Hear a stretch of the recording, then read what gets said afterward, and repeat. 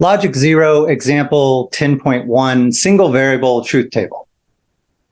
All right, so we have this part of the course called truth table analysis. Truth table analysis is an essential part of any introductory logic course.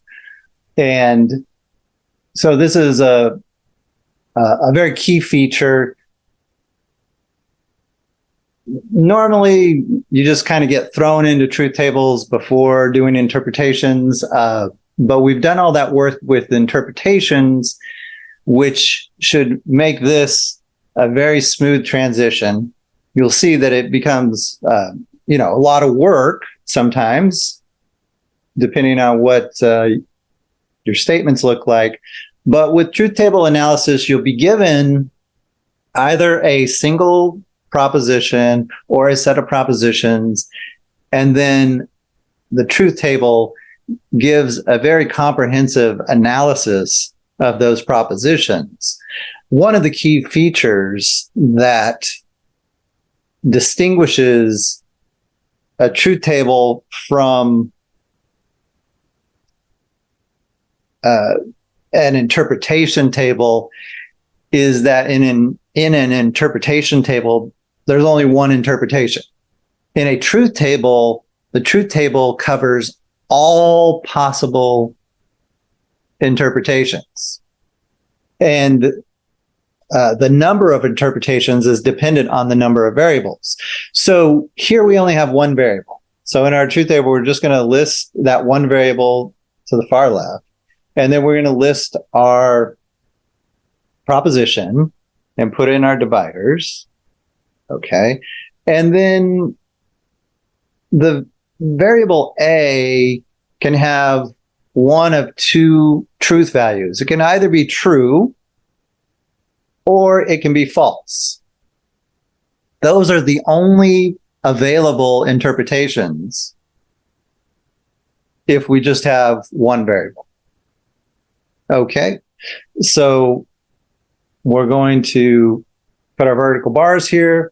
For A, now, when we do truth tables, just like with the interpretations, I want you to work left to right as much as logically possible. But we're going to fill in each column within the truth table vertically as we work left to right. Okay, so we're going to have true, false here for A. The disjunction cannot be evaluated because we don't have the right-hand input yet, so we're going to skip that all the way down the column. Negation cannot be evaluated because we don't have its right input, so we're going to skip that all the way down. Now, A, we can evaluate, comes right from the interpretations, true or false, and now we can use a lookup table. We have true on the right of negation, so true on the right, so the right-hand input is true. That becomes false with negation. False. Now, if we are being super technical, we would put parentheses around not A to make it absolutely clear that the negation is operating on A. However, that is a bit visually busy, and by convention, we just drop parentheses in this circumstance. And so when you see a negation right in front of a variable, you just know that it's attached to that variable. Okay, so true on the right becomes false. We did that. And false on the right, that becomes true. So that should be true here. All right, now we can do the disjunction.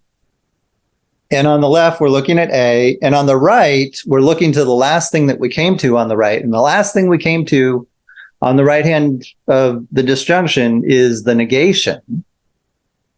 And so the negation is dominating the right hand of the disjunction. And so we're going to look for the right hand values down the column underneath negation.